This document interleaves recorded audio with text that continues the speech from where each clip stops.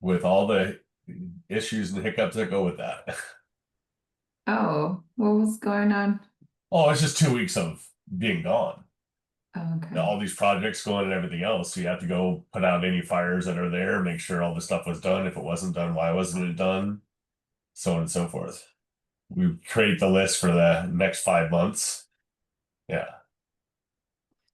Yeah, I just want to let everybody know that Vincent is running late, so he's gonna jump in, but later. Oh, what a Um, slacker.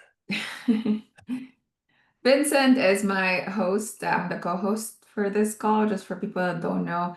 He's also in California, North California. He invests in Montgomery, Alabama, and he also actively flips in here in California.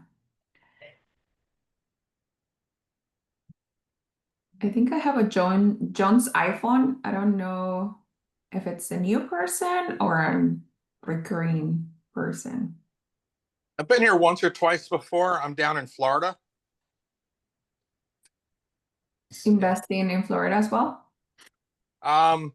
Technically, yes. I'm in a house. I'm about to move to an apartment so I can rent the house. Oh, okay. I'm starting to take a look at Pittsburgh or that general area because of the dynamics of lack of cash flow down here. Okay. Seems like everybody's going to Pittsburgh now. It seems like it's more diverse. There's a lot more boots on the ground. Um, and it's Gary just scares me right now. It just does. Because I was looking into it heavily, but it just with the people talking about not getting any things rented, the cost of rehab there is just unreal. The time frame for rehab there, I'm not thrilled with that at all. Mm-hmm. Yeah, it's just yeah. Jim, so people are making money everywhere. They are absolutely. Yeah. Yeah. But Mike is really struggling on his latest flip, right? His multi. well, I think that's more self-inflicted. Yeah, probably. Yeah, I really do. Because the thing is, when you get, I'm in the same process right now with my 3 burrs. Time just takes away. Yeah. Things come up and you get pushed aside, and yeah, life happens. Yeah. But that also brings up to my point, the lack of contractors and the lack of availability of stuff there is a big issue in my opinion. Yeah, I did see a lot of properties come on Gary between the ranges of 50,000 to 75,000. 2 bedroom, 1 bath, a lot in the last week or so. Yeah, but that price range to do a full rehab on it is too high. No, none of them is. Some of them are full rehabs, but some of them are just cosmetic. Because your ARV for that is what? Not even barely 100, 125? Maybe 100, yeah. Yeah. Or 2-1, yeah. Yeah, so that's tough. At a 75, that's not possible. Yeah. 50's pushing it. I think the opportunity is there to put 20% down and then rehab it. You know Yeah. what I mean? Yeah. So when you just put $11,000 down. Well, that's my biggest problem. I just have so many options. And where is this? This is in Pittsburgh? No, well, what we were just talking about was Gary. Mm-hmm. Right. But Yeah. you said you have a lot of options. Oh, I have options everywhere. 'Cause I'm a general contractor. Too many options. Yeah. Jim, too many options. Too many options. And it's really pick hard. one. And then other stuff keeps falling in my face. And I'm like you were telling me yesterday, Lindsay, get your burns done. He's rehabbing 3 houses at the same time right now in California. And And I then have 7 other projects in construction of my actual construction business. And I just got added an ADU to that. oh, you added an ADU? I'm not adding it. The customer is of the Oh, current the project, which for this year, it won't be that bad. It's just an underground plumbing, underground electrical, but it's just adding a lot more time that I was not planning on. Where's this ADU at? Well, it's like I said, it's not for me. It's for on a project or the remodel project that we're doing. Yeah, but where is it? Where Oh, is it's in that? Sacramento. Oh, okay. That Yeah. is interesting. Okay, cool. Yeah, it's a $1 million remodel, and then they're adding the ADU on top of that. Oh, okay, okay. Yeah, Kenny and I went to Thatch's conference. Like we you know, for us, we want to come back to California. We don't know if that'll make sense, but you know, I think the only way it'll even make any sense is the ADU. So we're like, oh, okay, do we have resources? So that's why I was asking. It's so far down the line and maybe not even possible, but we're like, if we don't join Thatch's mentorship, you know, because it's really expensive at this point, like who can we go to, right? That has like resources that knows about ADU. So that's why I Yeah. was asking. So a buddy of mine is that's what he does. His main focus point is doing ADUs for customers. And they're Okay. not cheap. In California, they're I mean, Lynn knows it, and hers is attached. If it's detached, a whole different story. Yeah. You know what was interesting about Thatch's that I didn't know about, but I don't know why or why not. But you know, I was told that like in California, I'm sure it's the same in Seattle, like there's the pre what do you call it? Pre-built or pre-approved plans from like the city that you can pick from. So it's a lot easier. Because I know Zuber was trying to do that in Fresno, had an architect and everything, and then it became so much, you know, headache and expensive that he ended up not even going down that route. So then, like a couple years ago, I heard like there's these plans from the city that's approved, so it's a lot easier. Just pick one of those. But from the event, they were kind of like they never do that. Like they never pick something that's already approved by the city, and like one of their things is like do hire an architect. And I think their point was because every property is so different and unique and you can't find like, you know, a cookie cutter plan and make it fit. So they actually suggest you know, hiring somebody to plan it out and then build, which is additional cost, right? So which is a difference from what I learned a couple years ago of like just being easy and picking something. Then you won't have to, like, I guess, go through such a massive approval process because it was something already that was approved by the city. I don't know if Yeah. anyone has thoughts about that. So that was just a little bit It's interesting. the only thing you're saving time on and a little bit of expense is just the building plan. But like you were talking about, you have to place that building on a property. So you Yeah. still have to do all of the drawings and have those all implemented on your set of plans. And then you're still going through the same process. You're still going through, you still have to pay your school fees. You still have to pay all that impact fees and everything else that goes along with it. Permit fees, you have to figure out your drainage, you have to figure out your sewer, your water, everything else. Mm, So okay. there's all kinds of restrictions that go in it. It's a 1 year process just to get it started. Now attached ones are a lot different. Like Lynn did in LA, those are extremely different. They're a lot easier to deal with. But anything that you're going to want to do, so I think Seattle's ahead of us, or Washington's ahead of us on ADUs. I really do. Yeah, I think he said the same. I think he said the same, but he said like San Jose, where we're at, is allowing for you to like what separate the parcel and sell it. And I think his point was that it's probably coming. And um they're saying like, you know, there's especially in some areas, maybe not in other states, right? It's landlocked. So, you know, I think their team gets really like specific on like what they look for as far as like the land.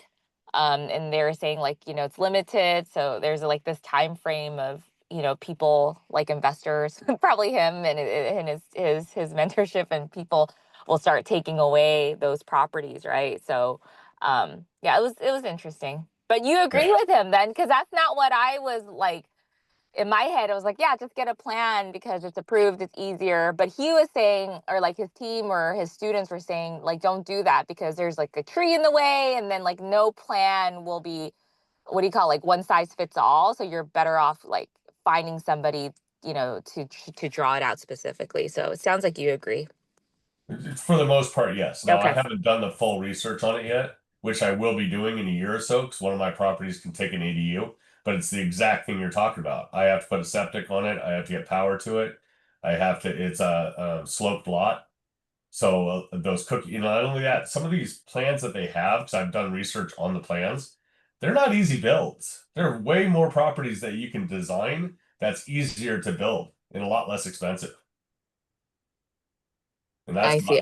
I'm leaning towards having it designed to do my own and then have one that I can put on multiple different properties. I think it Okay. really depends on the perspective of the individual, you know. Because some people, it depends if they have no concept. Like, I mean, Jim's been in the trade for a long time. He understands like layouts way better than anybody else. You know, if you're just getting into real estate and you don't really have any clue about like plans or what it looks like in terms of drawings, like room dimensions, like who knows here what a good size for a bathroom is?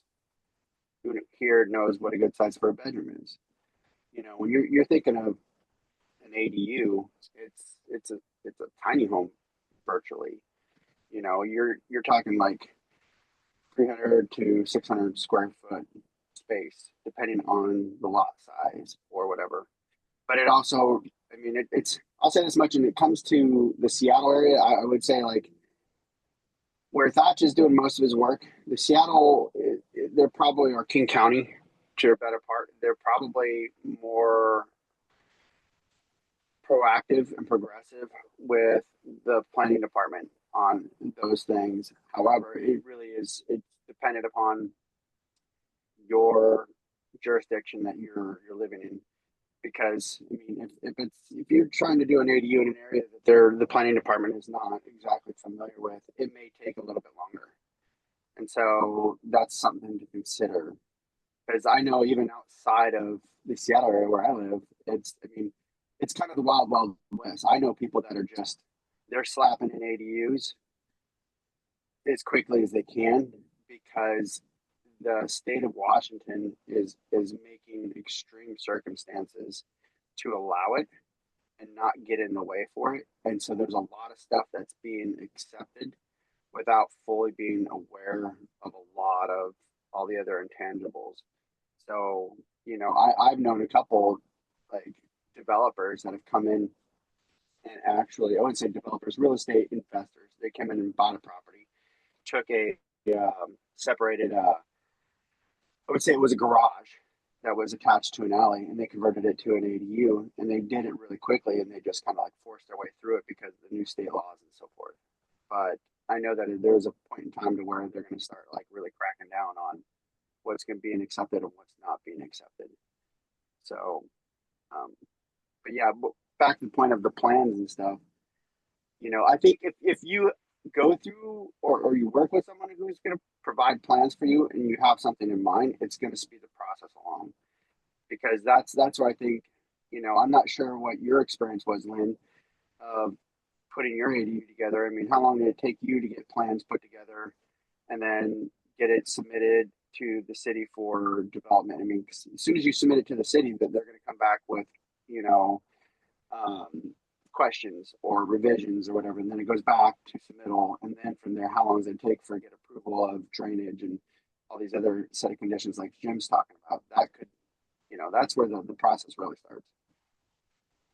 Yeah, when I was doing my research, so I went to LA County pre-approved plans, and so they had a studio for 500 square feet, one bedroom for 800 square feet, and a two-bedroom house for 1,200 square feet. And my ADU it's a detached garage, so I wanted to build up on existing structure, so I didn't have to add any square footage to my construction. So those didn't work for me. But what I know from my research is that even if you use the plans from, for example, from the county pre-approved plans ready to build, you still have to get your architect to get to calculate for Title 28 and do all the energy efficiencies, even though that is work for the architect. It's significantly less work than drawing the plans from scratch. If your lot or if your land that you have accommodates that particular metrics, right? Like 20 by 30, 500 square feet, studio.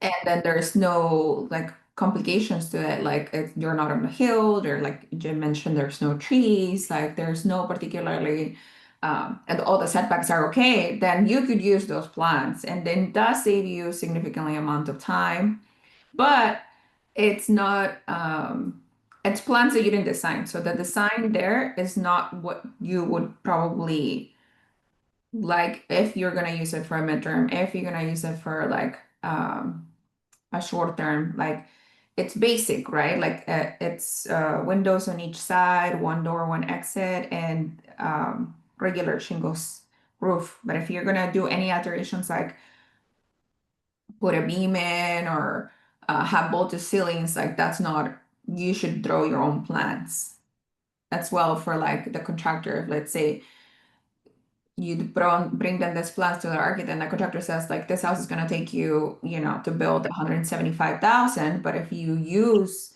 different plans that are more like friendly towards construction costs, then that will cost you less. One of the biggest challenges I see is like for a W-2 worker trying to do just a raw built ADU. I don't see the return. Now in Washington, you're able to split the lot. If you're able to split the lot and have its own ARV after that point, there's a lot more value. If it's on a property in California currently, you can't split the lots. They say you can start doing it in San Jose, but they're not ready yet. It's going to take a year and a half for them to actually do that. So once that happens, the value will get there a little bit better. But as an investor that has W-2s, I don't see the return right now.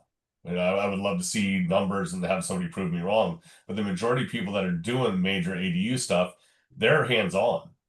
They're part of the construction process, they're smart part of the management process, whatever it is. They have a lot more time invested in it or knowledge. I don't know if everybody agrees with that or not, but that's my take on it. As far as I know, you are able to split the lot. Maybe this is like county dependent. You are able to split the lot in. If you're not able to split the lot, you can sell via TIC, tenants in common as well. You can sell like kind of condonize as Yeah. well. But Jen just went to the conference, so she may have more insight. Well, the problem is it's so area specific and it's so county specific. It's not just state, it's county. Because most of the counties are not up to the process yet. They're mandated to do it, but they have a certain amount of time before they actually have to do it. And they're definitely not there. I think San Jose you can, right, Kenny? You Kenny can, might have been paying better attention. I just wanted to sign up for anything that I could, so he's probably. But I thought they were saying San Jose you can, and Seattle you can, but just not outside of San Jose. Like Sacramento you cannot, right? That's what I thought, Kenny. Is that correct? Yeah, they say you can, but how many people have actually gone through the process? Sure. It's because people don't know about it. That's why we're joining the But no, that's mentorship my to whole capital. point. Until you get a mass amount of people going through the process, it's a hard process. It's going to take a massive amount of time. Yeah. That's the problem. Yeah, I don't know. And I think even in Sacramento, I think for us, like, I don't even think, yeah, I don't know. And Kenny, didn't he have like interesting things of like, I don't know, he had like a lender that was like finance 100%. I mean, it was insane, you know, maybe not Kenny because he's more logical. I'm like, sign me up, you know, Jim. Where's the line where I sign? No, I'm kidding. But I think he had a lender that would fund like 100%. I don't know how he did it, but they would like take the ARV off the first house or the front house. It was anyway. Kenny. Yeah, the problem is they can do it, but are they willing to do it? Yeah, because it's property specific. Yeah. So, and there's very limited lenders, so that cost is going to be expensive. Your points are going to be high, your interest rate is going to be high, everything about it's going to be high. So what do you think? I mean, so everybody's talking about ADU now, especially in like the more expensive markets. Like what are you thinking? Oh, it's definitely an option, but I think it's people right now, it's an option for the people that are more into construction and more into that part of it. In the future, it'll be more available as soon as the jurisdictions really get through it and get the process cleaned up. Can I chime in here? Yeah, absolutely. I disagree with you a bit. I was also, I'm sorry, I just came in. I was at the conference. Also, although I have 20 plus years in lending experience, so I know a bit more from that side. But the concept is that this is coming to your county, whether they like it or not. And I understand it may not be there. And that's easy to say when unless you're putting down the significant amount of money. I totally get that. But I'm actually under contract for one in Austin, Texas, which is more friendly. I live in San Diego and looking around there. I just didn't happen to invest in Texas. It's more of my speed and more landlord friendly. But I'm able to do, for example, it's about a 6,700 foot lot. I'm able to do a condo regime and split equally into 3. And doing that also from a lender standpoint frees up a significant amount of options. Now, again, I don't know everyone's county, where they're at, their regulations, where they're at in the process, whether they just dip their toe in. But I think yes, it is very market specific. However, if you're located, if you're researching areas where it meets the metrics, I believe it's a great opportunity. But I don't know, Jim, maybe I missed more of your comments because I just came on. But yeah, it's not the right opportunity for many cities, but I believe it is if you're if the metrics meet your specific city. So I don't know how much that helps, but that's just my 2 cents. I was also at the conference. If anybody has questions, happy to answer. And also 20 plus years in the lending experience, happy to chime in on that. Yeah, that was my exact point. It's more cost effective in Texas. In California, it's not right now. Where are you in California? I'm in Sacramento. Okay. But anywhere in California, the cost of construction in California is extreme. Lynn, how much does your project cost? Construction, just the construction contract was 91,000. Then this is for a 400 square foot Garage changeover. Garage conversion. Yeah. We had things that we had to do in addition to that. So I have to make a video about this, but maybe additional 7,000 for things that we have to do with inspector, flushing around, wrapping or something like that. The plan's 7,200. So with furnishing, with everything, because it's a midterm, it's looking like 129,000 total in, but it's being granted now at $2,000 per month. So talking about cash on cash return, that works completely. But that's a midterm rental, correct? And it's an existing structure garage conversion. So this is not ground up build. So approximately though, so that your construction costs were approximately 120,000, right? Not including the actual furnishings. Not including the plants, 100. No, including the plants. Including the plants, 110 probably. Okay. And Lynn, where are you located? Los Angeles County. LA. Okay. Hey, Lynn, what would it rent for long-term wise? What would it rent for as an LTR? I think it will rent something between like 1,500, 1,700 long-term tenant, like lease. Yeah, based on those numbers, you're at 275 square foot. Mm-hmm.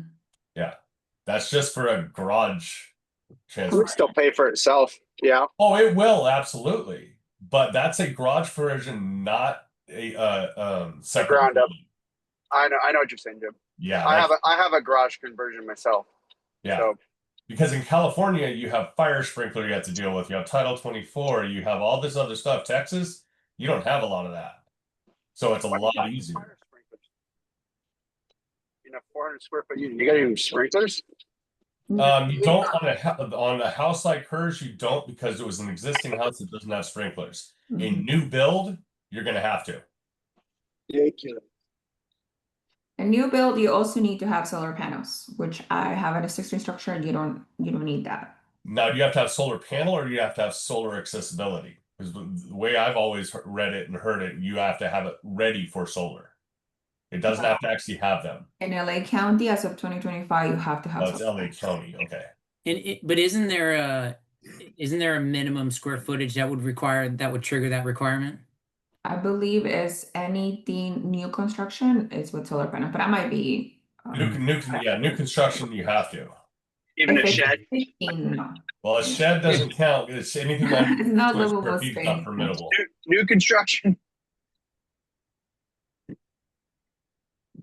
A shed new construction, I don't think it qualifies as livable space, because when you do new construction, you will have to apply for certificate of occupancy. And your total time frame from inception to completion was what, a year and a half?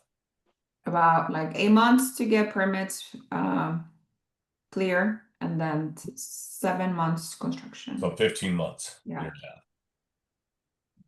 That is unbelievable.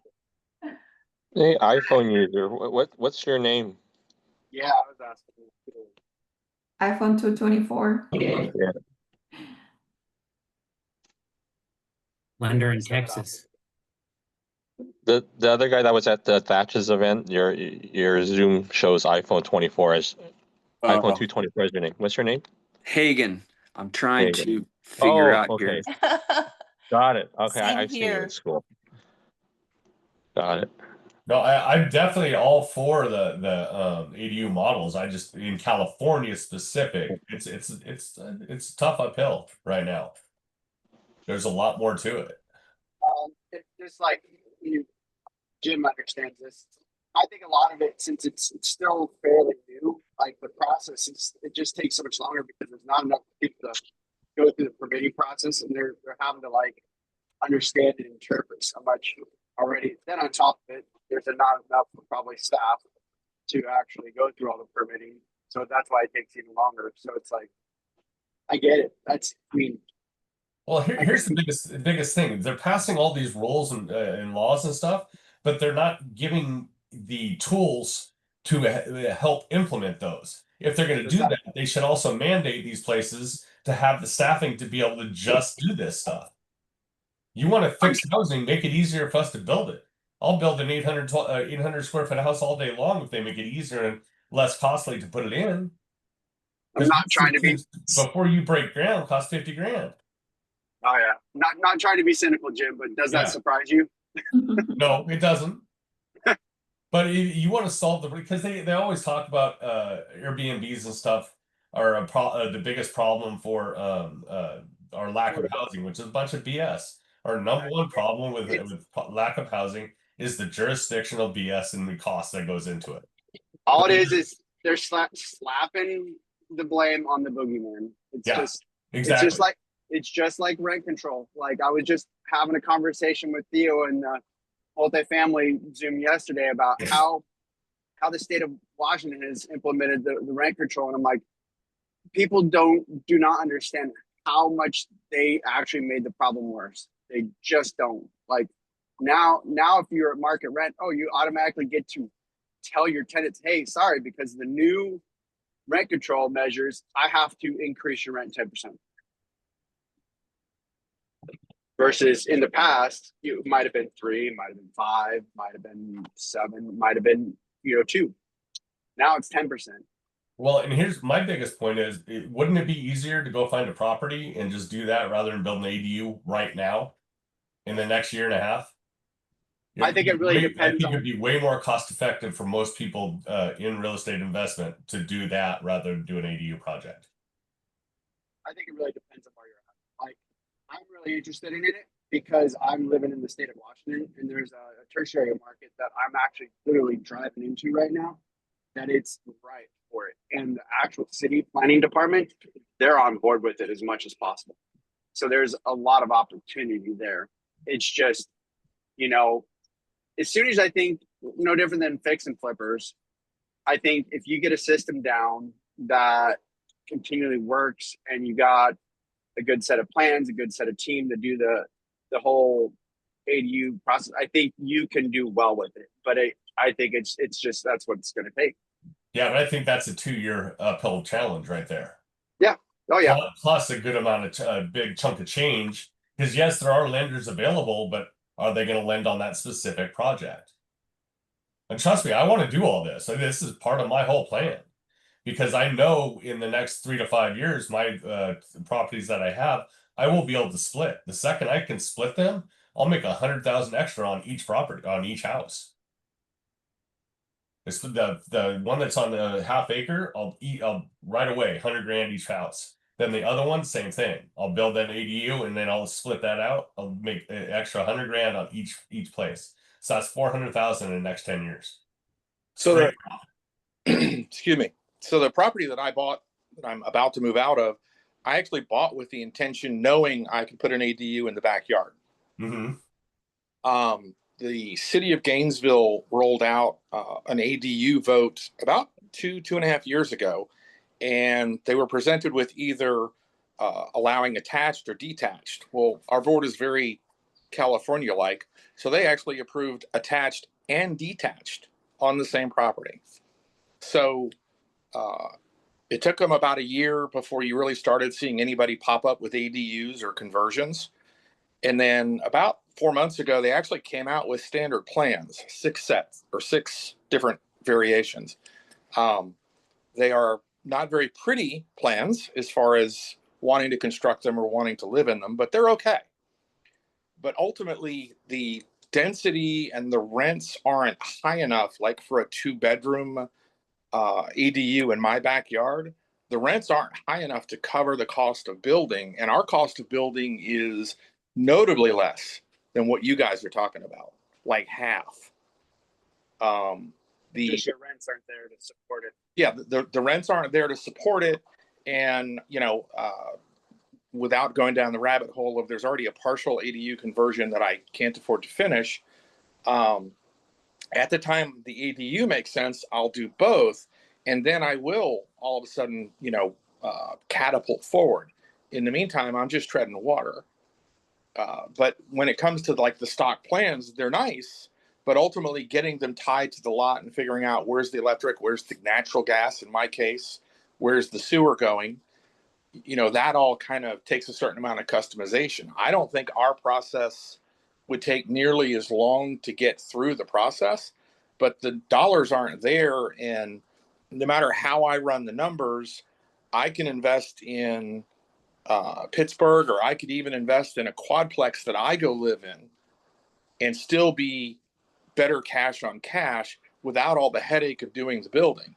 Eventually, I think it'll happen. And eventually, This is my exact point. Exactly. Yeah. We're not there yet, but when I could split the back lot off and do the ADU at the same time, that's retirement gold for me. And here's a big question too. The majority of people that are doing the ADUs, how many of them, how much financial backing do they have? It seems like the ones who are really doing it really have it all dialed in or have more than enough. Exactly. They have a lot of backing. They've been doing this for a long time. So it's the next point in their journey. It's what makes the most sense to them. And Lynn, has your insurance changed having the ADU attached now? I don't have the certificate of occupancy yet, so I will let you know when I call. I'm going to be very curious to hear that, because that's going to be a big deal. Because like the house I have, the property I have 2 houses on, I have to have insurance policies for each house. It depends on the provider, Jim.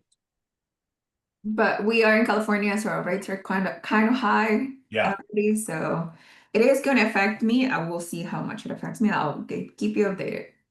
So I'll tell you from my experience, because we're Airbnb short-term operators, that you got to be very careful with what insurance companies you're talking to. Like if you're already operating it, stuff like that. I mean, it may not be something that they're willing to allow, and they might drop your coverage. But there are more and more insurance companies that are starting up or starting to segue to where they understand that the market's shifting in that way to where they're going to start providing that kind of insurance. So like steadily, that was like their primary driver for providing insurance. They saw a gap in the market that nobody else was providing. And it's like, oh, they primarily started out by providing short-term rental insurance on just short terms, and operators that have like an ADU or a daddy on their property to have insurance, because it's something we had a conversation with our insurance company about, hey, we have an Airbnb, or we didn't really say like, they're like, well, hey, if we were to have a detached dwelling unit, if we were to build it and then we were to rent it out, is it something you guys would be able to structure some type of insurance for? And they said yes, and so we worked it out. I mean, I think our insurance is increased by annually. I think it's like an additional $1,200. So it's almost like $120 a month for it as well. Mhm. I was going to chime in here too. When people had a question about financing, I'm not sure if some people are aware, but Fannie and Freddie allows you, if you have 60% LTV, this is if you're able to split. So for example, like I have a 30-year fixed at 2.75 on an existing home. Now I've already subdivided that, and I was able to do a partial lien release, meaning I could keep my 2.75 rate, and then I have the other area free and clear as long as you meet certain criteria. So if you have 60% LTV after you're able to split, they're able to do what's called a partial lien release. Now, if you own that subdivided piece free and clear, you can now get a construction loan or do whatever you want with basically little or likely no money down in order to do the construction. So that's just a little tip there for people that now those are people that already have a fantastic rate and they can eventually subdivide, is to look at that partial lien release. How hard are those loans to get, and how much paperwork and the challenges do you have to get Well, no, them? I'm saying these are existing loans. So these were loans I got pre-COVID. Gotcha. So yeah, so I'm sitting on 3 different properties, all under 3%, but now I'm subdividing each of those because I have great equity, but I'm able to keep my existing rate, subdivide the lot, and now I own I have A and B. I keep my lot in rate on A, but on B lot it's free and clear. And now I'm going to build on that, and I can get a new construction loan with nothing out of pocket. Gotcha. Because new construction Yeah. loans in the past have been very difficult to get. Yeah, but if you have, so for example, if you have a lot worth now that you've subdivided worth a couple $100,000, you now have that equity. You don't have to put anything down. Now you need, there's income requirements, there's credit requirements, there's asset requirements. So yeah, it's not just a free loan, but it's for people that meet that specific criteria. Yeah, see, I'm self-employed, so my only options to get SCR are private money or hard money. I'm not getting Yeah, they're bank statement loans. I'm not sure what you do self-employed. Yeah, they're a pain in the ass. I just went through that with my HELOC. Yeah, I mean, I do a lot of banks. It all depends, but yeah, Yeah. DSCR's #1. Bank statements are a good option, but Okay. That was a lot about ADUs, but I'm gonna ask about the new people that are joining. Patricia, for example, I think she said she's in Hawaii. Want to introduce yourself? Hi, good morning. I turned on my screen and scared myself, so I'm sparing all of you. You're fine. Yeah, no, Hawaii follows California. We're part of the Ninth Circuit. And so usually what's happening in California happens here in Hawaii as well.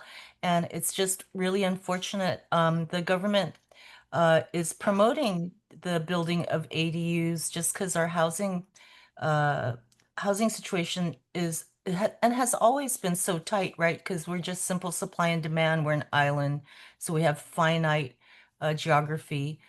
So they've passed ordinance saying that up to 2 are allowed, but the process is just so painfully convoluted and just backlogged. It's just so sad. So the intent is there, but the application is frustrating. Mhm. And our land cost is just as high as California, if not more. So for me, the reason why I plugged into this is because it's motivated me to look off island for investment property. I'm actually leaving tonight to go look at a property and properties in of all places, Lee Summit, Kansas City, Missouri. Bro, you're in Kansas City, aren't you? Yes, I am. Soon Oh, as she's awesome. Yeah, I'm Patricia leaving. sparked that up. I have a property. It's north of there, not even 10 miles. Wow. Yeah, I've been tracking this now for a couple years and I decided, I've got to jump into the pool and that's why and I've been listening to Michael Zuber and that's why I joined school. I just recently joined it. But yeah, I mean that same house that I can buy for 357,500 in Lee's Summit costs 1.5 million here. It's crazy. And that's on the high end there. Yeah. A little bit. $350,000 home in that area is on the high end. Yep, Lee's Summit. So yeah. And then that same home, I was just in Washington, costs 500,000 on the border of But you got to look at Center. what each can generate on terms of rent too. So it's your cash on cash.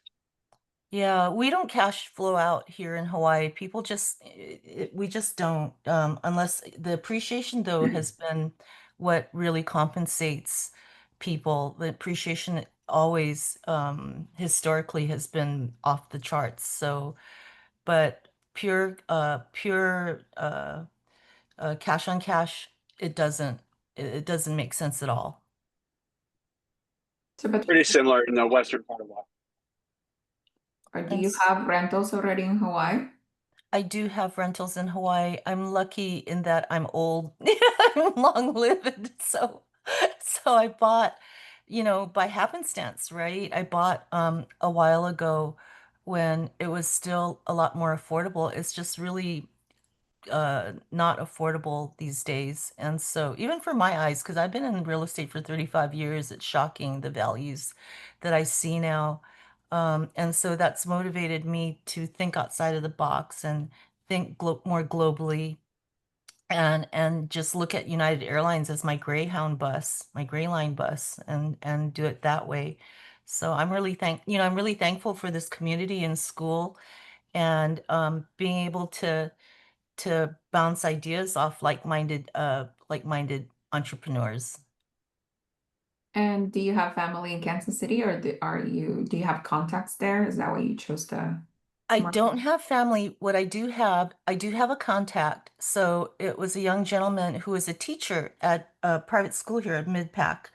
His dream was to come out and live in Hawaii after seeing Chasing Sarah Marshall, that movie, real cute. So he was here for 7 years. I got to know him because he had a lawnmower yard business, side business. And so I'm a realtor and I would use him for jobs and clients and stuff. And then ultimately he moved back because he settled down, had a family, and a lot more affordable to raise his family back where he grew up. And so he still has his business there and now his real estate license. So I do have him as a contact, and I do have a property manager set up already. So I'm not going in blind. And that was one of the reasons why I was looking at Tennessee there. I looked at Texas too, and I actually went there to Austin because I love Austin and thought I could couple that with concerts and stuff, but the property taxes discouraged me. So the same property, but newer, brand new, is now selling for like 300,000. When I first looked at it, they were 350,000 and they kind of dropped. So that's what discouraged me because that was my first choice was Texas, Austin, Texas, and Austin specifically. And then I went to my second, which was Kansas City. And then because I had the contact, I was looking at Tennessee as well. Mhm. But I was trying to choose states that weren't as liberal as Hawaii because it made you with the with that government we have so much tax.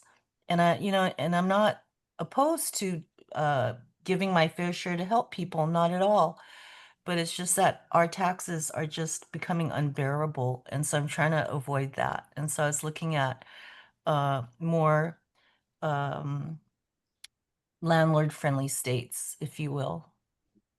And I've lived here in Hawaii my whole life, but I went to school at UC Berkeley, and I've traveled quite a bit throughout the mainland. So, yeah, if I had my druthers, I would have invested in Sacramento, California, but I'm afraid of the tax situation because our tax situation in Hawaii is just really unbearable.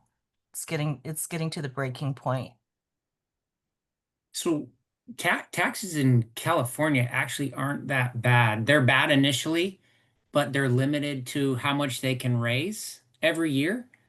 So once you've had a house for a little while, it's not like I'm running into issues in Florida where my taxes are going up, my insurance is going up. You do have some insurance issues in California, but your taxes are pretty much, once you get in, they stay pretty limited, which is actually one of the few nice things about California, right? That's good to know. The other thing was, yeah, insurance, because Hawaii insurance has gone through the roof. So even though the fires happened on Maui and I'm on the main island of Oahu, it doesn't matter.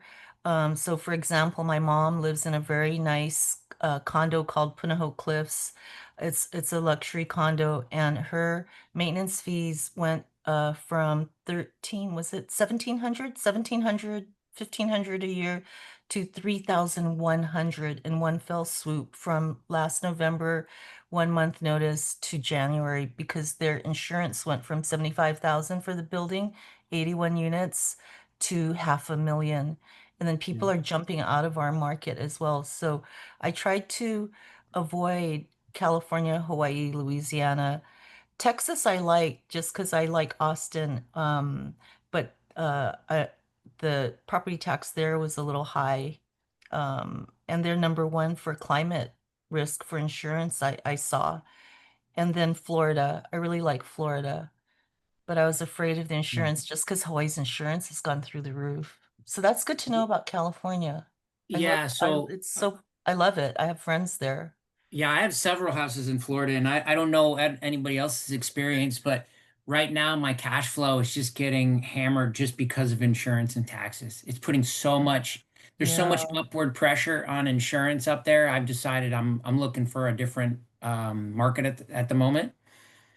Good to Housing know. prices have downward pressure at the moment, so I'm keeping an eye on it if it does come down enough. And it seems like the insurance market is kind of leveling off, but it's still pretty rough. I decided to go for it. Yeah. Awesome. Hi. Good morning. Kenny, you The were other having the thing same problem in Texas, weren't you? With taxes and insurance? Yeah. Taxes in Texas are just high to begin with, I think. Yeah. Yeah, but I think they also change them each jurisdiction. That's one thing I'm learning about Pittsburgh too, is every jurisdiction is different. Yeah. And they can raise them all the time. Like you were talking about, California is pretty consistent. Yeah, it's pretty awesome. Yeah. And we have a lot of other stuff to worry about, interesting. but tax or It's good to know. yeah, taxes are not that bad. Mm-hmm. Yeah. Especially And the then way I'm buying, insurance? because I buy as a burr and I only put a certain amount into it, so I'm not going to get taxed up that high. In fact, my tax will probably go Yeah. down. Yeah, that's nice. Yeah. The other thing I wanted to mention too is, I think Patricia, she had mentioned that, if you're in Hawaii, and I think we all see this when we first start doing the out of state investing. We're in these high cost of living areas. We're buying, our houses are $750,000 or more. And we look at these other places and we see a $350,000 home and we think that's cheap and we want to just start gobbling everything up. But I think Troy was mentioning that that's the high end of the market in the area that you're looking at. Yeah. So just be cautious that you're understanding the market you're looking at. 350 may sound inexpensive from where we're from, but it may or may not be a deal and a good in those remote markets. So Yes, just get a thank you good so much. understanding of what you're looking at in those markets. Yes, thank you so much for the reminder. And I'm flying out tonight just to take a real, on the boots on the ground look at that. So yeah, understood. And thank you so much. I appreciate that. What island are you on? I'm on the main island of Oahu. Mark's Okay, Island. you're on Mark's Island. Yes, I think Yeah. so. Yeah, I am. You are. Mark and Mikey. Yeah. Yep. Yeah, I couldn't live on the outer islands. They're beautiful, but they don't have enough shopping centers. I'm just kidding. They don't have the center of commerce and stuff. But yeah, in Hawaii, in addition to the insurance and everything, and just literally supply and demand, we have international buyers. And so that alone, we can't compete with that dollar. Our property here just land alone. So 7,500 square foot lot, which is considered on the larger side in my neighborhood, sells for 1.2 million alone. Yeah, So and I it's was just in ridiculous. Maui in March, and like you were talking about the government stuff, why Lahaina is not built back, partially built back up yet, is no understanding to me whatsoever. It's just it's ridiculous. Our That should have been all government, fast tracked. yeah, our government is inefficient. I'll Well, leave it at that. and Yeah. then the It's other thing I very- noticed about Maui, now I've only been to Hawaii twice, but the other thing I noticed, there's a lot of land. So There is a lot of land. why is some of it not buildable and some of it is? Most of the land is owned by large historical trusts, such as Gotcha. Bishop Estate. And you know, why does Oahu, not even the state of Hawaii, Oahu, we have a rail project of just 20 miles that's taken 20 years and has a cost now in excess of 13 billion with a population basis of only 1.3 million, of which probably only 450,000 are able to support that tax. Yeah, but at least you're actually burden. going somewhere, unlike the high-speed rail in California, which is going nowhere. Same here. So that would be for another Zoom, and then I get myself in trouble and I would not be able to live here and do business anymore. My ex actually is a sitting congressman, and he's not like that. He's very intelligent and not part of any organizations. So yeah, it's frustrating. Well, and that's the biggest problem. The government, people just need to get out of their own way. And I'm things will work. sorry. The government needs to get out of its own way and things will work. That's, true. I've organically progressed from being a Democrat to leaning more Republican, and I'm independent actually just because of living in Hawaii and through my own observations. So ours is primarily a Democratic state, and it's just it's how government works. It's hard to get consensus, right? And honestly, and we're digressing now, but you really need to have campaign finance reform because there's no such thing as a free lunch. So it's human nature. The politicians, they get these political donations. Other people don't vote. We have a real poor voter turnout because they're frustrated, apathy. And then the only way for the public officials to pay back is usually government contracts in the form of construction. There's no oversight. You get stuff like the rail. So it needs a lot more organic and a real reform at the root cause, right? So that it's complex and it's difficult because I see like all these really people with good intentions going into public service, and then you still get the same result. So it's frustrating, but it's just the consensual process is a tough one. And that's why I'm gonna go to Kansas City tonight to look at properties that are not in Hawaii. That's how motivated I am. And I do have Patricia, rental properties here. I got my phone number. I sent it to you in the chat. So go ahead and take it down. Reach out to me. When you're in Kansas City, there's probably a couple of people that I could have you meet up with that would probably be really good for you to meet up with. That'd be great. If you text me, the reason why I'm leaning in is because I have this new Apple Mac or computer, and I can't figure out where my volume is to turn this volume up, and it's on the lower side. But if you text me your cell phone, I'll take you up on that. Or text it on in your messages. You're sounding like you're underwater. I can barely hear you. I'm so sorry. I can hear everybody else pretty much. Oh, no, that's me. Oh, okay. I just scrolled over so anyway, my volume's not going up. You can reach Troy. His name is Troy, and on One Rental at a Time under members, you can just send him a message, or you can also Troy send her a message. Patricia is on school. Okay, great. Thank you. Oh, here I see him, Troy. There we go. Oh, I got it. Okay, I'm learning. I'm not that much of a dinosaur. Okay. Yeah, I just texted Sorry you. to dominate. I also want to see Elena. I don't know if I talked to you in the past. Do you mind introducing yourself? Hi guys, how are you?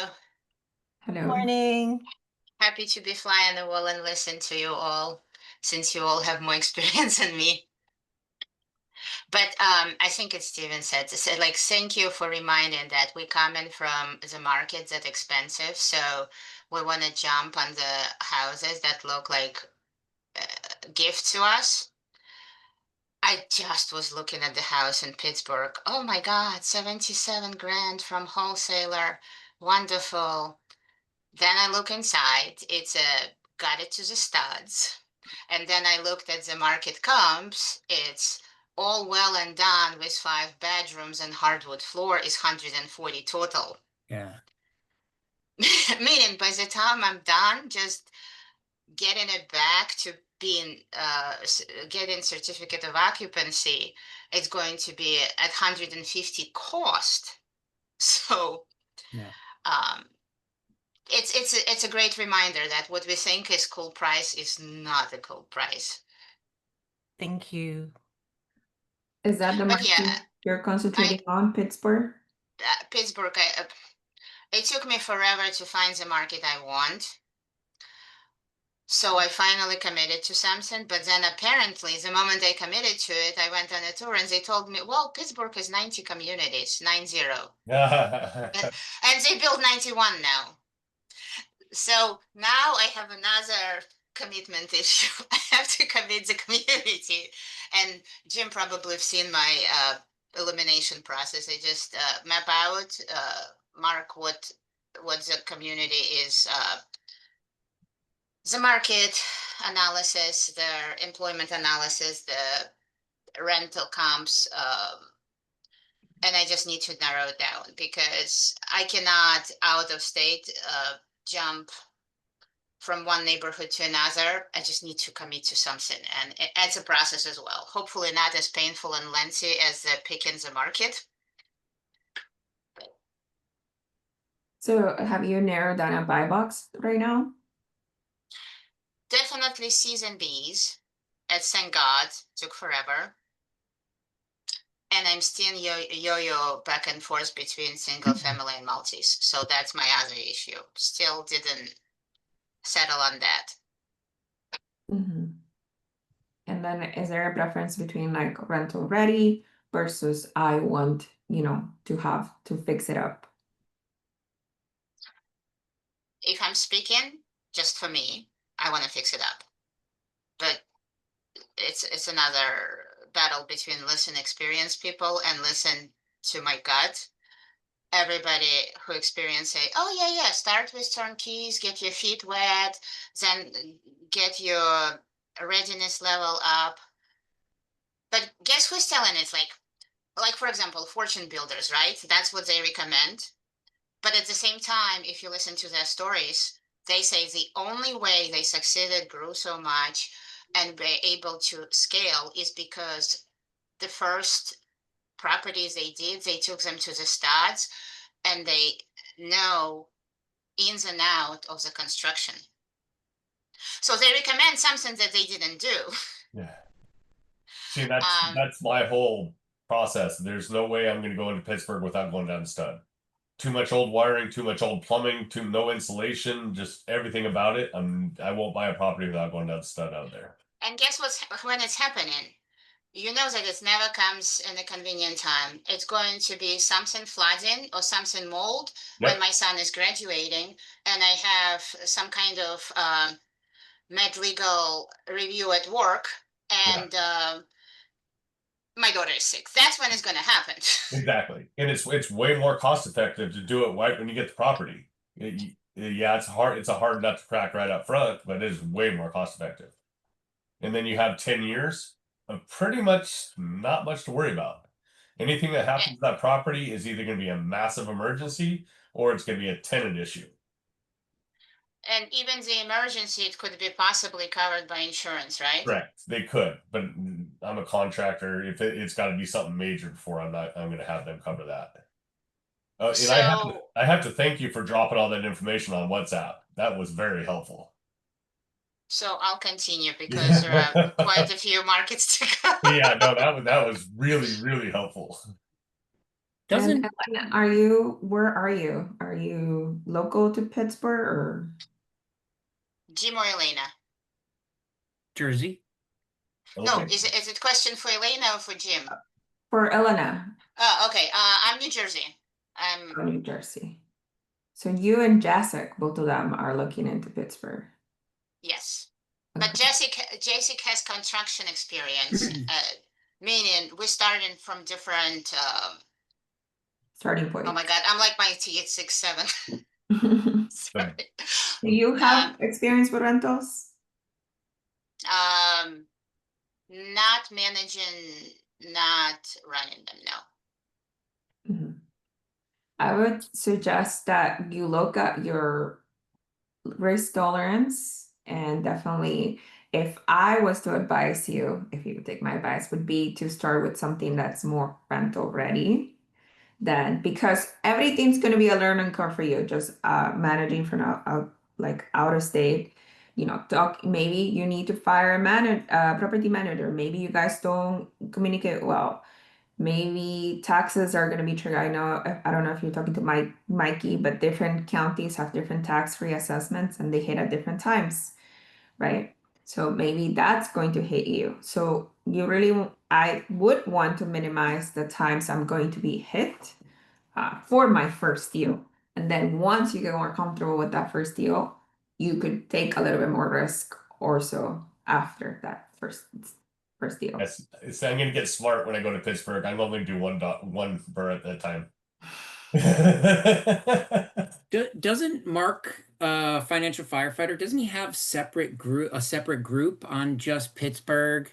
Yeah, there's that. Have you joined that, Elena? Yeah, I have. And Elena's Oh, you on guys too. have? Yeah. Yeah, Jack started that up. Is there a Yeah, 'cause separate group for Kansas City, Midwest? I don't have an answer. Joy, that's a call for you. Maybe you should start a group. Yeah. There you go. I wanted to ask Lynn and Stephen, in California, do you have a separate tax for non-occupant owner? Because in Hawaii, they started that. That's the other reason I'm looking. In Hawaii, they needed more money for the rail, is a non-occupant owner tax called residential class A, so that when the property goes beyond the city's tax assessed value of $1 million, which everything is, our average sales price starting out for a starter home here is about 1.3 million. So then your taxes quadruple. They become insane. So it really has a chilling effect on investments and rentals and my pension plan. So does California have that? I've heard them talk about it in like New York, and I may have heard it talked about in California, but I don't think it's Not really there yet. We It's have not that yet. here. that I know of. It's definitely within not the there last- yet. You do Yeah. have different rules in different areas, like Sac Yeah. City, you have to have rental inspections and everything else, but Sac County you do not. So you have to have business license, everything like that, but they don't have a separate tax for non-resident. Yeah, as far as I know Kenny has properties rentals in Sacramento too, but I think you have a cap of like 1.16 per house, but I'm not 100% sure. I missed the beginning part. Asking, is there a different tax rate for homestead Non- versus non-homestead? Based Right. on whether or not you're owner occupant, because in Mm, Hawaii, yeah. they No, initiated that. right. So for California, what like your primary, you can claim some exemption. I forget, it's not too much, but you get to write off a small portion of the assessed value as exempt. It's not much, and I don't think the government's going to give much because the government, the state government doesn't like Prop 13, which is what limits how much California can raise the property tax, which is keeping California property tax low on a percentage basis. Yeah, exactly. Thank you so much. I also have a Vivian here. It's a newcomer. If you would like to introduce yourself quick. I'm sorry, I didn't hear that last one. Yeah, and we have a new listener, Bibian, on the Zoom call, so I would just like her to introduce herself. If she can. She may have stepped away.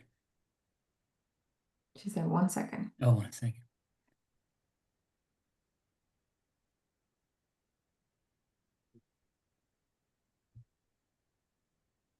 There's a lot of investors in Pittsburgh right here too. So Jacek, Galena, Jim, Jack and everything. You guys are gonna take over the whole Yeah. city. It's gonna be a one rental at a time. What is that called? When everybody unites there. Well, we already Monopoly. agreed that we're buying blocks together.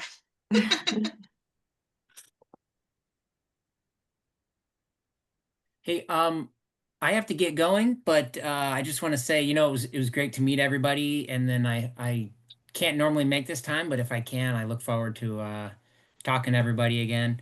And then I will be at ORAT in February, so hope to see some of you there. Awesome. Thank you Okay. so much. coming. Bye. Thank you.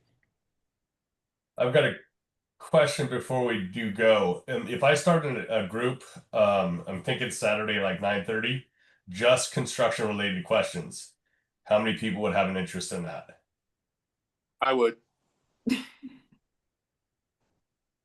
Definitely. Okay. Me. Most definitely. I'm gonna come up with my list. Well, I was going to talk to Zuber about it and find out, because that way I can go to the Gen Z plus, because I'm definitely the plus end of that Gen Z. And then right after that, do the call for construction. Awesome. Jacek will be there with you. Yep. He's the Butler Night Crew.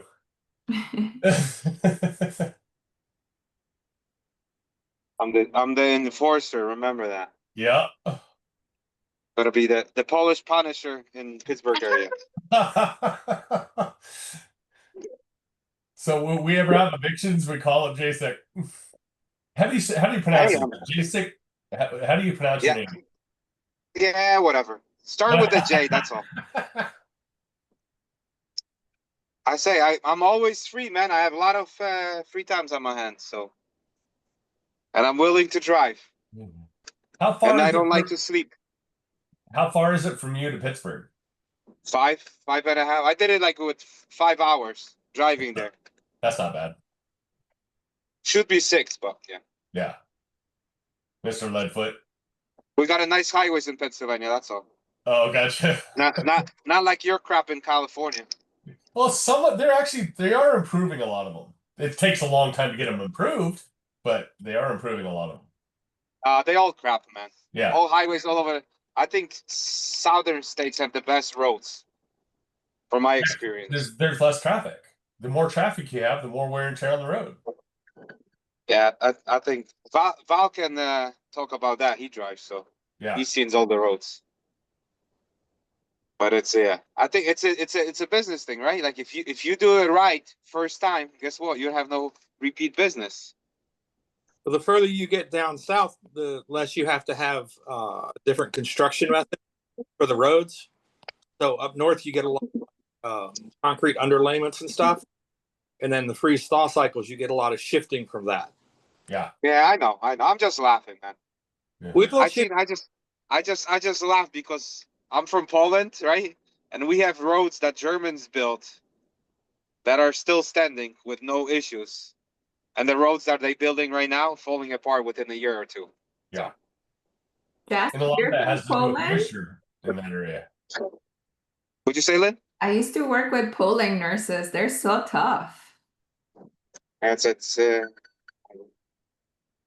life, I guess. Life will teach you. Not the new generations though. It's an Eastern European bloc. Yeah. Yeah, it's a different. I can They'll be tell you like, different "Suck it up." childhoods. Different childhood for sure. Yeah, there was no emotions growing up. Put it that way. I had a did. Korean mom from the Yeah, I mother don't- country.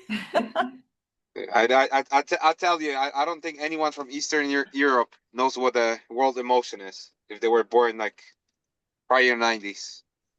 Mhm. That didn't Yeah. that didn't existed in the dictionary. So you're from Yeah. Pennsylvania, Me, I live in New Jersey. I'm right New outside of New Jersey. York City. Okay, got it. Yeah, I'm actually coming back from New York City from the meeting and done for the day. Got it. Trying to miss the traffic. Done Got for the it. day, you mean done for the weekend? Weekends I never work, so I know. I supposed to for our lovely government, but since they shut down, they don't pay. I don't go. So they got to figure it out, which I think is going to be an issue too. But that's political. So I'd Lynn, do rather you stay do? to investing. I'm sorry. Lynn, do you invest out of California? Yeah, so I'm in Indiana. I'm investing in Gary and also Hammond. I have a few properties out there, and right now buy and hold strictly. And in the last year, I only been doing burrs. Uh, so and then in LA here, I have a midterm now, midterm ADU conversion. So I'm renting that out as well. Thank you. And Jim, don't forget to put a are queen you in out of front of it. state investing too? Me, I'm just starting. I've got 3 burrs I'm working on in Calaveras County. In where? Calaveras County. It's northeast of, actually east of Sacramento. Sacramento, California. Yep. That was my preferred and first choice, but then I just got scared of the insurance and Insurance is difficult. The entry-level houses that you want for rentals are very Right. hard to get into. yeah, I Because wish I the bought when I first-time home buyers and the first investors are all trying to get them. So they're actually per square foot, they're more expensive than the bigger houses yeah. by far. I was looking at it a long time ago, but with kids and everything else, and then you put it on the sideline, and now it's like the prices are a lot higher Yeah. with everywhere. I won't buy in Sacramento. It's just too expensive. Yeah. Okay. But if you have the cash, it's a different story. I don't have the cash. That's Me been neither. It's called the Bank of James and David, my 2 sons. Gotcha. They keep coming back. Yeah. Thank you. Well, thank you so much. This has been awesome. Yeah, don't forget to reach out to Troy. He probably has more insights into Kansas City. But I also wanted to ask you, like, I you're already looking at purchase price of 350. Is that your entry point? What you're looking at, like between 300 and that was plus? my top. Oh, okay. That was Yeah. my top. I was really looking at single family residence. Well, depending on the market, right? So I was looking at Indiana as well. So I follow, of course, Fearless Leader, Michael Zuber. I watch his podcast all the time, and then Bigger Pockets. And then it's interesting. And then maybe what Coach Carson. But then it's interesting, like the top markets that people say are the best places now to look at rental properties. And so, of course, Indianapolis comes up and some other places. So I was looking there. But what was the question again? Sorry. Yeah, I was gonna ask you, like, have you done an analysis into the rent? Like, does the rent Oh, support and what is like the yes. return that you're So looking for? depending where it was, so Henry Washington from Coach Carson was saying he was looking at, I think he said Alabama or Arkansas, where of course it's like, 100,000 or something like that. So it just depends on the area for me. And then overall, I didn't really want to go above 300,000 because then it doesn't make sense. I wanted to look at multiple rentals. If I'm going to do that, then I might as well just invest in my backyard that I know. And then look at the appreciation, because Hawaii always appreciates. It's just crazy because we have the international investor coming more and more. It's just crazy. So really my cap, based on just my personal ability as well, was I'm at the top now. So that's a really, really timely and good reminder to just say, hey, just I'm coming from a place where I have Tokyo prices. So to really look at it at the micro level, which I'm gonna do. Okay. And I'm So going you, boots on the ground and really taking a look Yeah, at it, not just really, that. so have you seen the rent box yet? Like that would be looking for that 300,000? Yes, I Mhm. have. And Okay. I've talked to the property manager. So, and especially now, I have to be mindful, right? They're going into snow season, so the rent's what you can get in 2 months or a month when I close is less. So it's between 1,800 to no, sorry, 1,995 to 2,300, and I always go at the low end. So they, 2,300, 2,000.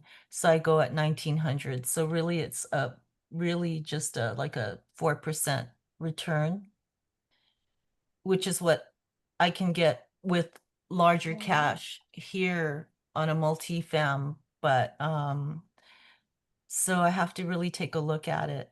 I did do that. Yeah. Okay. Thank you, though. Thank you for the reminder. I really appreciate it because you can get caught up, right, in the emotion. And I do, right? I look at him like, oh God, it's so cute, Compared to what you get here, it's like you get a house built in 1959, single wall construction, that house that my mom and dad paid 22,000 in 1965 in Cocoa Hood Terrace 1. Really nice community. It's like Antelope in Sacramento. And that house now goes for 1.3 million. It's crazy. I feel sorry for this youngins, I call them. It's crazy. Even with great jobs, they're living in, additions above a garage and renting. It's really, it's tough here in Hawaii. I always tell the youngins, go west, go, don't stay here. Mhm. Just visit here. Yeah, I was just lucky that I started way back when, So, yeah. But thank you. I really appreciate the reminders. And I'll rejoin this group and I'll let you know what I experienced there. Good, good. Let us know. Thank you. We have Jarrett, the celebrity over here. Hey, you're the one that's been on Bigger Pockets. How are you? Good. I'm cheating. I'm supposed to be working, but I'm working from home today, so I saw this pop up, and I've never made this meeting, so I wanted to just at least jump in. Jim's in all of them. Yeah. Jim When I can make it. Good to meet you. And Jared, I was asking everybody, I'm thinking about starting a construction related call. That's a good idea, man. You and Frank. Yeah. I don't want to put more on Frank's plate. I'm just going to call Yeah, him that's today true. about Frank's. it. Yeah, I don't want to put more on his plate. Make him a guest appearance. Huh? Make him a guest appearance every Oh, once. absolutely. Yeah. I mean, everyone's obviously welcome to join. That's for sure. I learn as much from everybody else as people learn from me. Jim helps me out when I get a new place. I call him, Jim, I got the messed up plumbing, and he's like, oh man, you got this, this, and this. I'm like, okay. Secret weapon. I don't think I heard from Val at all. Val, are you there?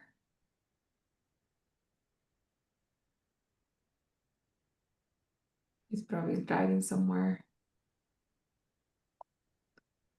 Well, Vincent didn't come in, and for people that don't know, Vincent is the main host of this Friday calls, and he is one that invests here.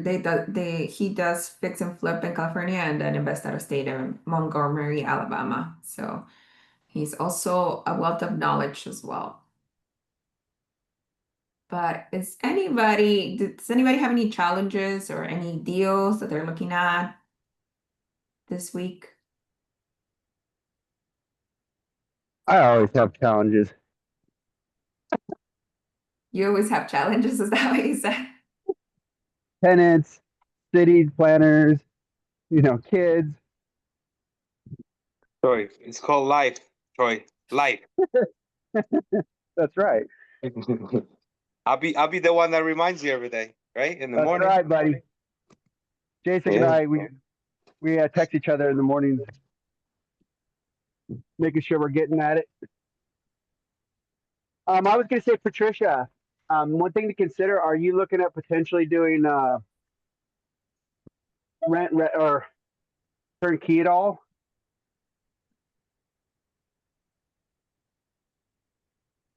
Patricia, unmute. Oh, there we go.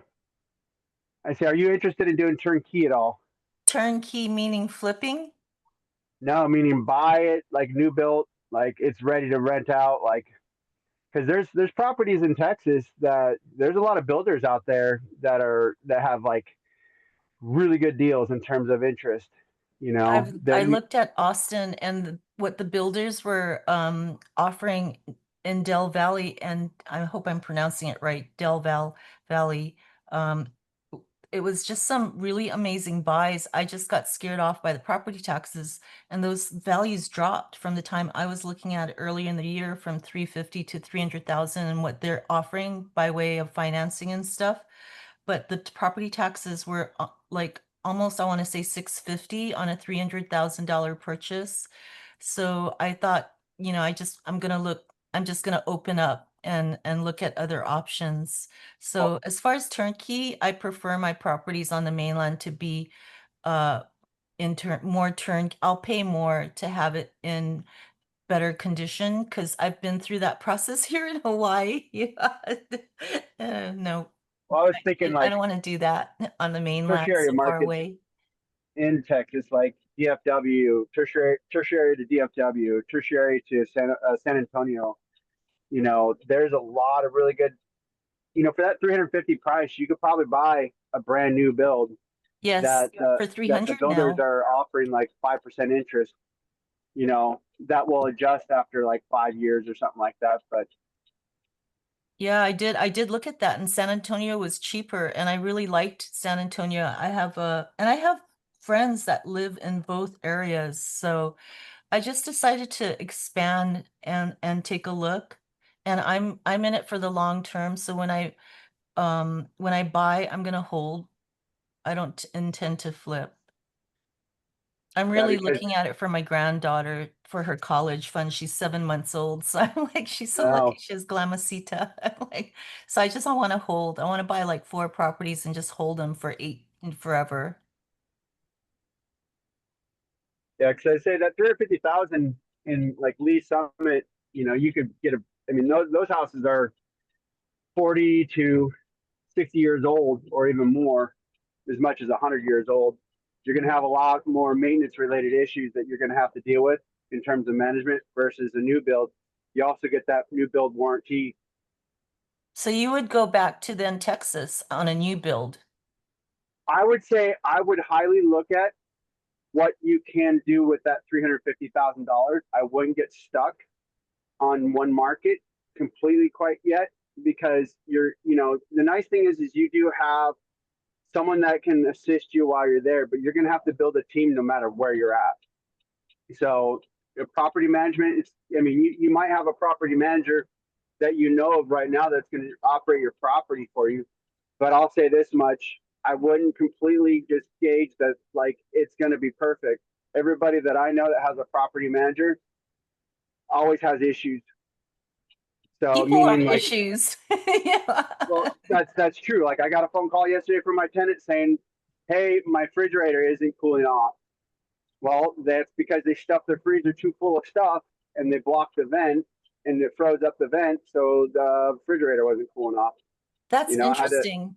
That's have a talk interesting. with them. Like I constantly, if I go a month, more than a month, without having to do some type of repair on my property, I'm like doing the fist pump, because it's every month I'm having to fix something on my Got property. it. That's because That's my property is 110 years old almost. wow.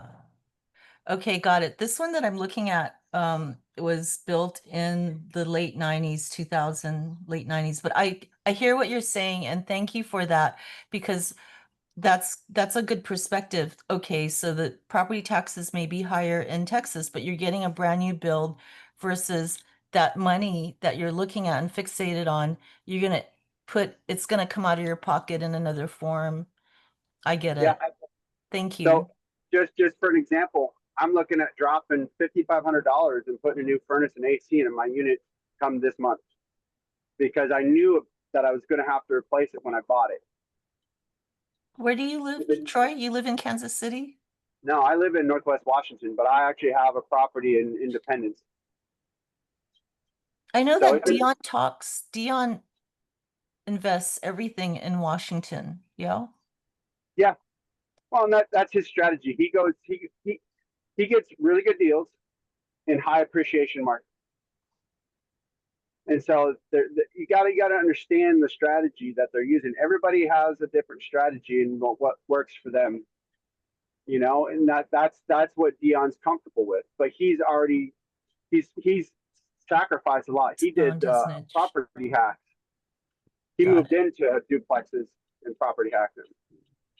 But so you're buying a property that you're going to manage from afar. So there's a lot of different challenges that come into that. Yes. Yeah. If you are looking at Texas again, there is somebody in school. Her name is Denise Sue, and then she is primarily buying from builders. So new construction, I believe Kenny just went to meet with her. She's in Taylor's, Texas. It's, if I'm not mistaken, an hour north of Austin. And she is doing rent by the room midterm style. So furnish finders, Airbnb, but midterm leases like month by month. And she said she's able to purchase with 5% interest from builders directly. She's a realtor there, and she's doing midterm, bringing in 5,000 per house doing midterm. Wow, that's really good. I know of that area, Taylor. That'd be good to know. That'd be good to connect with her. And thank you, Troy, because that's really good perspective to take a look and not to just get scared off by, oh my God, the property taxes this month. And then it's like I have trauma from Hawaii, right? Because there's such a high tax state. And then to really look at it again. Thank you for that. Because And I thank know the you, rest of us would Lynn. probably agree that, like, hey, if you're not having to worry about your mechanicals and they're under warranty for X period of time, like that's a good thing, because like your big major costs, roof, mechanicals and siding, like those are your major costs. If you don't have to worry about that stuff in like a 7-year period, 10-year period, that's great. Because everything after that, is cash. Got it. If you can buy right and have cash flow, then that's where it's at. So I'd like to ask this group, if you were me and you're looking at, and it's taken me so long to get to this point because I'm like Elena, it took me so long to this hard-earned piggy bank, right? Where am I going to invest it? And then it takes such courage, right, to invest somewhere where it's not home. And so where would you invest now? Where would everyone consider highly, like their top 2 places to invest if you're gonna do that? And I'll jump on here real quick because I got to go. But I'll say from my experience, I had $100,000 to work with, and like my thought going into it is like, hey, can I get into an area where I can buy more than one in a certain period of time? It ultimately ended up where I only bought one. And the rest of the money went, surprisingly, I had to make 2 make-ready costs that ended up costing me another $20,000. So everything said and done after purchasing the property, even though I got the property for a really good price, I was damn near $67,000 in before, anything else. That left me with, right around $30-some thousand. Where was this? This is the Kansas City property. Oh, okay, got it. But it was a duplex though. I bought a duplex for 191. Wow. But it's also required a lot of, deferred maintenance upkeep. Yeah. So like I would say, find your market, try to do your best with what the money you have, but don't, from my experience, don't like try to like squeeze every bit of that money out to like maximize your investing opportunity. Just go with what you feel is like a good buy that works for you, that's going to cash flow really well, and then just move on to the next one. Yeah. All right. My suggestion is find the best network you can possibly find. Boots on the ground, people whatever. I think that is the number one. Yeah. Yeah. All right. Thank I you. I can share my experience how I settled. Um, Zuber, because there are so many good markets in the countries, they all can make money, but there are too many. And what do you do? That was my issue. And Zuber put it very plainly: find a place that you have any kind of personal, emotional, or strategic connection to. You could grow up there, so you know that area. Your parents may be there, or relatives, or your high school buddy who is in construction, or you travel there for business. So, or you're planning to retire there. So if you have some kind of strategic interest or historic contextual data that tie you to that place, he said, pick that place.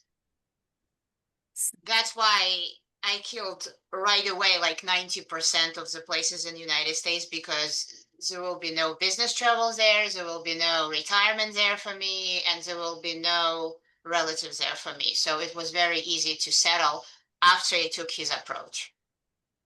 Got it.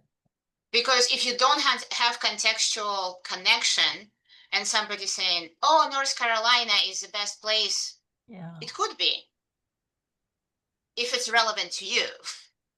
Got it. Thank you. Thank you so much. This has been also like timely, and I'm so glad I joined the group. I really learned a lot. I really appreciate everyone's input so much. If you've unlocked it, I highly recommend going through the 10-week boot camp replay on Skoll. I'm sorry, what was that? If you've unlocked it, I would highly recommend going through the 10-week boot camp replay. Oh, 10-week boot camp. Okay, got it. Because he has a whole spreadsheet buy box and everything else he goes through and talks to people about it. It's a really good watch. Thank you. I will do that, and I'll figure out my computer where the audio is to turn the sound up. All right, I'm gonna run because I have a flight tonight, but I will be back in touch. And thank you so much, Lynn. I really appreciate it, Jim. Thank you. Come back next week. Amazing. So I will. Okay, bye. I'll have makeup on. Bye. How do I turn this off? Sorry. Tell a lie.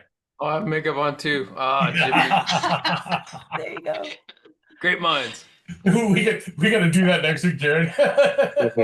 I live in Portland, dude. That'll go off. There, that's me with makeup. Thank God for Maybelline. Okay, bye. I'm trying to figure this out. How do I do this? Jason will join in. Well, makeup? No. Yeah. Yeah. I can give people natural makeup. You Men guys only. watch DiMartino Booth? Mm-mm. Oh, okay. I follow a lot of macro stuff like Jeff Snyder, George Gammon, DiMartino Booth. She used to work at the Fed, that kind of thing. Every time she's on a video, she has a different makeup scheme, and she looks different every. It's weird. I'm It's like- back. I do this. I'll leave. There we go. I found it. Then you've gotten extremely comfortable on YouTube, huh? Me? Yeah. Have I? Oh, thank you. I take that as a compliment. You know, you definitely have. Okay, You're good. putting way Used to more be content so out than everything else. robotic before. Good. Yeah, my problem's time. I can't commit to it yet, so I'm not starting it. Jim, it takes like 80 hours X2 speed to watch all these people's videos every Oh, week. I know exactly. Yeah.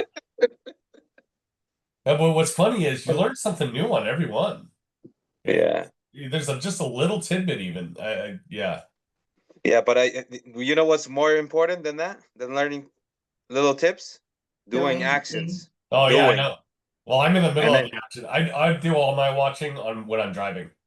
Yeah, I do a lot of listening. I do 2x for everybody. I try to do Yeah. live calls, but like I said, I have a lot of free time on my hands. Yeah, Minus I the don't have kids. free time, but I do because I drive a lot, so I have a lot of windshield time. And then I'm a night owl. I'm up till midnight every night, and I get up at 5. If you do premium Yeah. YouTube, you can go faster than 2x. I know. FYI. I'm not. No way. You know what's funny, Jared? Yeah. That sounds like My kids have premium. My wife has premium. They have all the subscriptions. I'm the one paying for it. I don't have it. Isn't that something? Yeah, I had premium. I cut it off because I wanted to cut some subscriptions out, but I got to get it back. 'Cause it's a time saver. It's worth it. Yeah, no commercials and all that. Yeah, Yeah, it's a time for saver. me anyway. Yeah. But you know what? I don't get commercial on my YouTube. That's the thing. It's because you're in the family plan. Like if you're paying No, for but it, but no, because I have a so yes. There's an If ad on blocker you can get. different account, I will be premium like what they paying, but they using those accounts. I have a separate after a different email. are So you that in the one is not same premium. house? Hmm? Are you in the same house or the same network?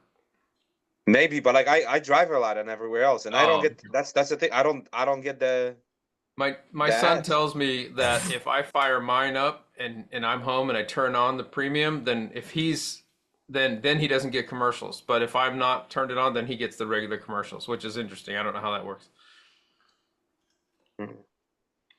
Technology. Gotta love it.